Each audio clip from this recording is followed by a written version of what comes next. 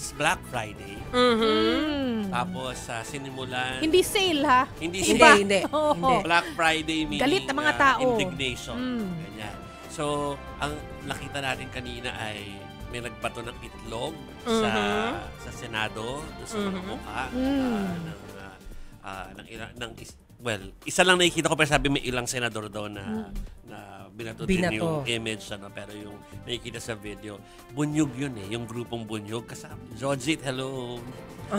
So, si ayan, Jojit? ayan. Hello, Jojit. Ayan, yung grupo. Nandyan ka ba, Jojit? Ayun, parang si Senator Joel yung nandun yung sa isang picture. Dalawa sila Hawik at saka si Senator Jinggoy. Minention, So, yan po, sa Senado po yan. Wala naman talagang ngayon. Walang session ngayon diba? So, it's really, parang token. Ano ba tawag sa ganun? Ceremonial or, well, kahit na wala, pinapakita nila yung indignation nila. So, yan po ang kumbaga symbolic yung ginawa nila.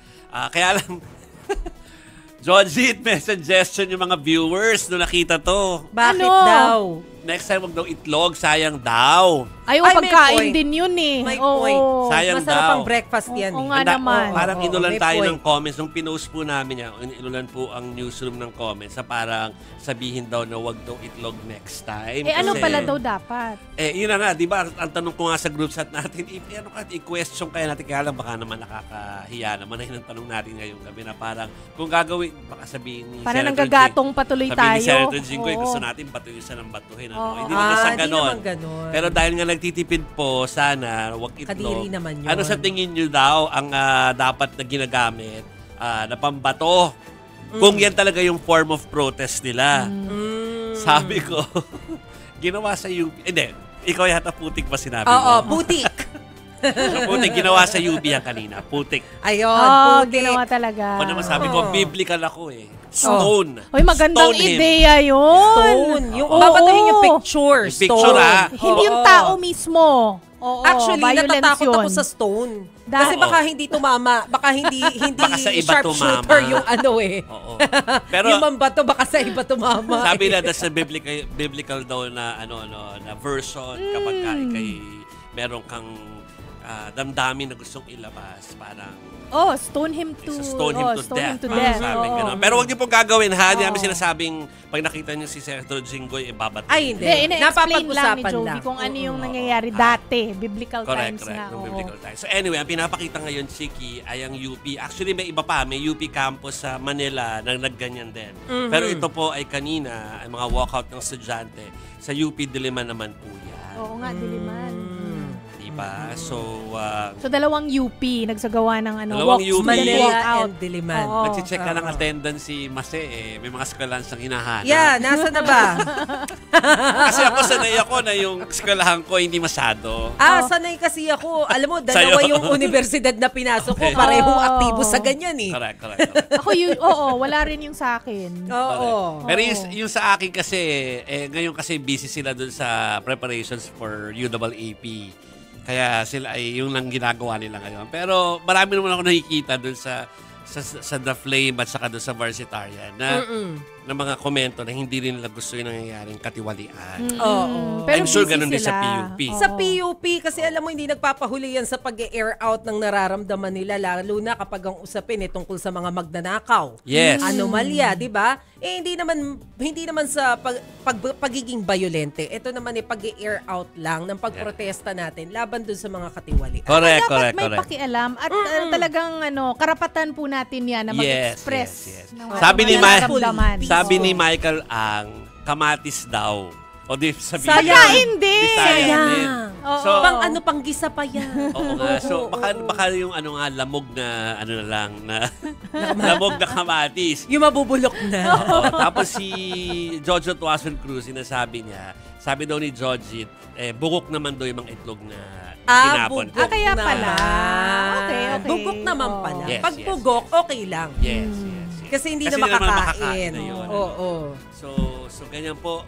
Of course, we'll be expecting, we are expecting more mga protesta.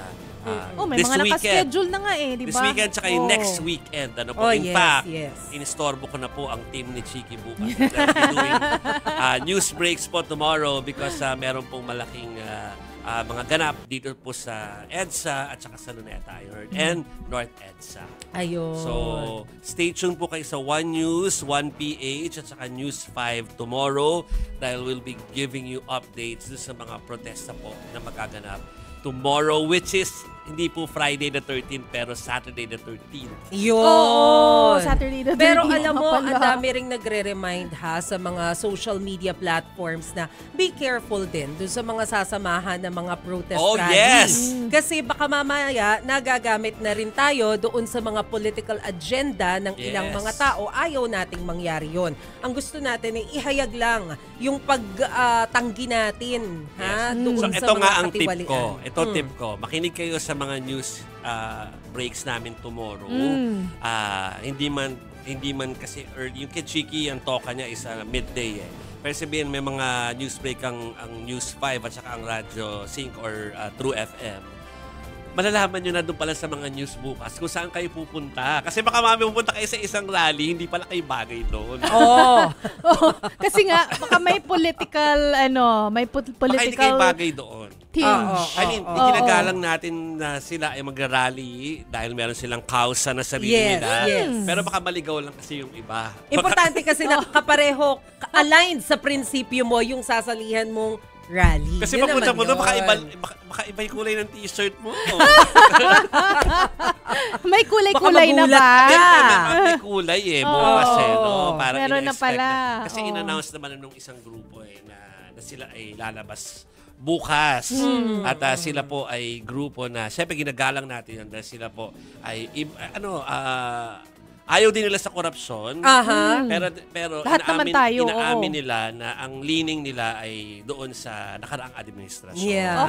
Okay. So, yun. Kumbaga, we're all entitled to saying na ayaw namin ng kurakot. So, kahit na anong kulay ka nung nagdaang mga eleksyon, ayaw talaga natin yun. Yes. Diba? Pero ang payo nga ni Mase, alamin nyo na kung saan yung mga lugar na yon. Kasi po, baka kasi pagpunta nyo doon, hindi ka makasigaw. Kasi iba yung sinisigaw nila, iba yung sinisigaw mo. Oo. Diba? Sayang naman yung pagpunta mo doon. Yes. Okay. So mamaya po, ay kikwento po sa atin ni Mon Gualvez o nandyan na ba siya? Unahin na natin. Evan, sorry, mamaya na kasi konektado itong mga video pinapakita namin doon sa binantayan ni Mon Gualvez. Si Mon Gualvez po ay nagbantay sa mga protestang ginawa ng mga estudyante. At hindi ko alam, lumipas siya ng lugar kung saan, pero parang meron pa rin nagpo-protesta sa likod niya kanina. Ayun na nga. So, nasaan ka na ba, Mon? At kamusta ang coverage mo ng mga protesta ngayong araw na ito?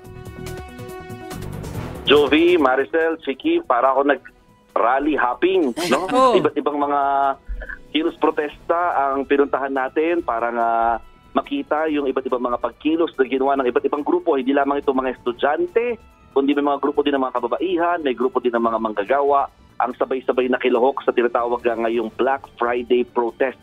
At ngayon, nasa Maynila na kami. Katatapos lamang ng ginawang kilos protesta ng ilang mga estudyante mula sa iba't ibang mga pamantasan at kolehiyo sa paligid naman ng Taft Avenue. Sila yung mga madalas doon na bibiktima ng mga pagbaha kahit sandaling ulan lamang, kaya nananawagan sila at nagpoprotesta nga para kondinahin yung mga nasa likod o sangkot sa di umano'y korupsyon sa mga maanumalyang flood control projects. Ito rin, yung parehong sigaw na ginawa naman ng mga estudyanteng nag-walk out sabay-sabay. Mahigit 1,000 na ito Nasa almost 5,000 ang estimate kanina. Sa UP Diliman alone pa lamang yan na sama-sama, lahat sila nakakulay itim na damit. May ilang mga nagbihis naman alang kontratista. Alam mo naman mga bata, mga estudyante, very creative sa pagpoprotesta.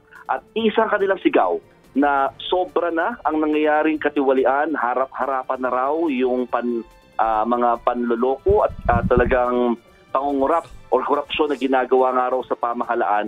Kaugnay pa nga rin dito sa maanumalyang flood control project. Hindi nga rin ligtas ang UP system sa mga may mga nakatiwangwang o nakapending na proyekto. Ito nga sa UP Diliman, ilan sa mga proyekto dito na ilang years na, almost 8 years to 9 years na doon na hindi pa rin natatapos, is yung newer building at yung faculty center ng College of Art and Letters, na ang mga contractor nito, mga diskaya. So ito yung proyekto rin ng DPWH na naungkat din sa ilang pagdinig ng Senado. So bukod dyan, may ilang grupo naman ng mga kababaihan na nag-rally, bandang hapon naman yan, sa may bahagi naman ng LRT Carriedo Station. Kahit nga ang lakas ng buhos ng ulan, hindi daw inalintana ng mga nagkilos protesta para lamang mapanagot ang lahat daw ng mga sangkot sa di umano'y katiwalian. Okay. So buong maghapon, nakilos protesta yung sinundan ni Mon. At rain or shine. Rain or shine, binuntutan ni Mon. Yeah, kasi talagang bumuhos ang ulan talaga sa Quezon City. Oo nga daw. Oo. Okay. Mon, sige. Oo, walang ligtas, pati Manila. Yes, yes. Totoo. Thank you, Mon Galvez. Maraming salamat, Mon. Okay, so tayo wini-welcome natin.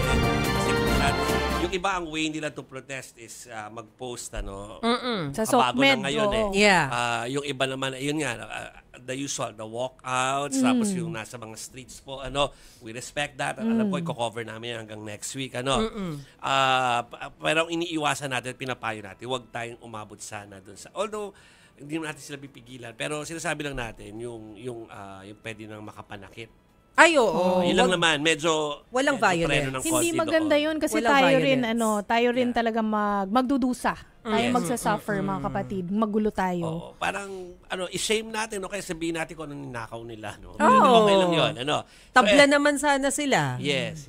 So, Ewan ko lang. pero hindi maiaalis na may mga komunidad, mga komunidad na pakiramdam nila, Chiki, ay kailangan na nilang medyo maghigpit. Oo, rinig Dahil ko nga. nakita nila yung nangyari sa Indonesia. Tama Right, ba ako? right. At saka nangyari Oo, sa tsaka Nepal. sa Nepal. Nakakatakot Oo. naman kasi, di ba?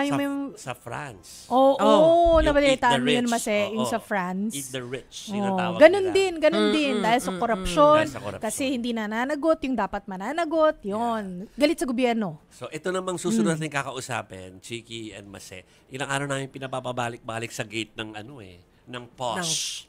Ng posh na subdivision. Na Forbes Park in Makati. Aha. Neighboring Dasmariñas. So, It's tingnan the Beverly natin. Hills and Bel Air of the Philippines. Yes. So, nandun si Ivan Tarinque, pabalik-balik siya doon. So, tanungin natin kung kamusta yung sitwasyon doon. Go, Ivan. Yes, Chiki, Joby, Mase. Currently, nandito tayo sa may kahabaan ng EDSA. Katabi lang actually natin, ito nga EDSA gate ng Forbes Park dito nga sa may Makati. And so far, sa pagmamonitor natin dito, wala namang any commotions or any unusual na nakikita tayo na binabantayan nga natin. Dahil meron nga reports na nag-heightened security nga yung itong subdivision na ito, just in case nga raw na umapaw at umabot sa dito nga sa private subdivision na ito yung mga pilot protesta na nangyayari currently, especially on September 13, yan kasi yung unang pumutok na meron daw pilot protesta on September 13, kaya naman mas naghigpit sila ng security, pero so far wala pa naman tayo nakikita, especially dito nga lang sa gate, hindi naman tayo nakakapasok sa loob. Sa gate pa lang, wala naman tayo nakikita any unusual or additional na security personnel. Pero nung nilapitan natin yung gate, may kapansin-pansin talaga na talagang secured yung lugar. Sa gate pa lang, itong sa may EDSA gate, parang more than 10 yung nakabantay na security personnel. Doon naman sa may bandang McKinley gate, nasa around 6 or 7 yung security personnel naman na nakatambay doon. And so far, sa ngayon, secure yung kanilang mga bibig nung tinatanong-tanong natin sila regarding dito sa just in case merong mangyari September 13. Ang sabi lang sa atin, meron daw silang information. However, hindi nila pwede i-divulge itong information sa ito sa atin. Sige, Joby, Mase. Okay. So, hindi ka rin basta-basta makakapasok kung halimbawa wala sigurong abiso from the people, yung mga residente dun sa loob. Usually, ganun pag walang, actually, kahit normal day, usually, pag ganun naman talaga sila. sa Forbes. So, ganun Tatawag talaga. naman. Ngayon lang, medyo nagdagdagan ng level Yeah. siguro ng security Yes. because of the protest rally. May visibility, nakita nung boss natin kanina eh. Oo, pero Yeah. yung mga kalsada sa gilid-gilid niyang subdivision na yan, nakakadaan naman din ng malaya pa yung mga sasakyan. Alam mo na. Normal lang. Oo. Tama ka dyan, Maseno. Isa nga dito sa kanilang nabanggit. Itong may bandang McKinley area, no? Ito yung McKinley Road. Ito kasi yung ito yung tawiran, no? Papunta ng Forbes Park, papuntang Dasma Village, no? So, itong daanan ito ay sa public road. So, yung mga sasakyan, nakakadaan pa rin naman sa mga oras na ito, no? And ito nga, sa likuran ko yung EDSA, makikita nyo naman, yung daloy ng trapiko, medyo heavy na. No, normal na yan sa mga ganitong oras. Pero aside from that, yung security is heightened. Pero unfortunately, yung kanilang information sa kanila na lang daw dahil especially meron nga mga personalities na mabibigat na nakatira nga dito sa loob ng Forbes Park. Sige. Oh. Thank you, Evan. Salamat, Thank you, Ivan. So, may information. Hindi naman sinabing may banta at wala ring detalye dun eh. Pero, Naniniguro. Oo, kailangan naman naniniguro. siguro, no? Because of Preventive. what's happening. Oo. Dahil, ganun eh. Nakikita natin kung ano nagaganap sa iba yung dagat eh. Oo, baka magaya. At nakikita ng Ayaw lahat. naman natin. Oo. Oo. Malay mo, may contractor sa loob. Oo, Diba? oo. Kundi lang ko. Tsaka alam natin kung sino mga personalidad Ayun na na nga. nandyan eh. Yes. Diba? Oo. Okay. Anyway, sabi ko sana kay Evan kung paano makapasok pero baka ako Wag na. baka ipahuli ako eh. No? Anyway, mga kapatid, pinakita ni Evan na traffic, di ba? Oo. Alam mo kung bakit? Payday weekend. Oo nga pala. September 12. Oo, hindi ko alam kung handa tayo na Payday ipakita Friday. ano yung sitwasyon sa norte, Tama no? nga Pero naman. Payday Friday kasi, Correct, no? So, correct. traffic na po talaga lalo. Alas 7, kasagsagan po yan ng pag-uwi. Yung iba siguro nasa mall pa. Yung posible, oo. Alam niyo na pag Friday. Ginagastos sila yung pinaghirapan. Nako! Ito yung mga manggagawa na gumigising ng maaga, sinusuyod yung Nagko-commute. heavy traffic sa kahabaan ng EDSA para kumita ng tapat. Ito yung bago gumastos, mag-iisip muna ng hindi lang 2 beses, 3 beses, 5 beses, baka more times bago Before nila magpakawala ilabas ng yung pera. Oo, kasya ba? Oo. Yung sweldo ko, Kaya para alam nyo, pambili nito. Oo. Deserve nila na mag-mall ngayong gabi. Naman! Deserve nila. Sus! Diba? Dahil kung yung iba, napakasarap ng buhay. No? Kahit hindi naman nila pinaghirapan, masarap ang buhay nila. Yeah. Tayo pa kayang mga pinaghirapan natin yung mga sweldo natin. Totoo. Totoo. Ayan. No? Mga kapatid, ayan. So, Nakakainit ng ulo.